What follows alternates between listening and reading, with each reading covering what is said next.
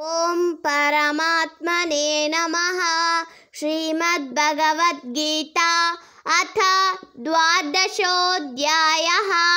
भक्तियोगः। अर्जुन उवाच एवं सततयुक्ता ये भक्ता स्वां पर्युपासते ये चाप्यक्षरमविर्दिश्यं तेषां के योगवित्तमाः। श्रीभगवानुवाच मय्यावेश्य मनो ये मां नित्ययुक्ता उपासते श्रद्धया परयोपेताः ते मे युक्ततमा मताः। एत्वक्षरमनिर्दिश्यम् अव्यक्तं पर्युपासते सर्वत्र गमचिन्त्यं च कूटस्थमचलं ध्रुवम् सन्नियम्येन्द्रियग्रामं सर्वत्र समबुद्धयः ते प्राप्नुवन्ति मामेव सर्वभूतेषु ते रताः।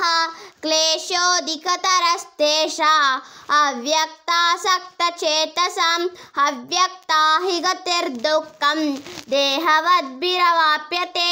ये तु सर्वाणि कर्माणि मयि सन्न्यासमत्पराः अनन्येनैव योगेन माध्यायन्त उपासते तेषामहं समुद्धर्तुं मृत्युसंसारसागरात् भवामि न चिरात् पार्थ। मय्यावेशितचेतसां मय्येव मन आदस्व मयि बुद्धिं निवेशय निवशिष्यसि मय्येव।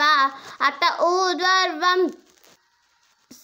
ऊर्ध्वं संशय अथ चित्तं समादातुं न शक्नोषि मयि स्थिरम् अभ्यासयोगेन ततः मामेच्छप्तुं धनञ्जय। अभ्यासे समर्थोऽर्ति मत्कर्म परमो भव मदद्रमपि कर्माणि कुर्वन् सिद्धिमवाप्स्यसि अतैतप्न नक्नोषि कर्तुं मद्योगमश्रितः सर्वकर्मपरत्यागं ततः कुरु यथात्मवान्। श्रीकृष्णार्पणमस्तु।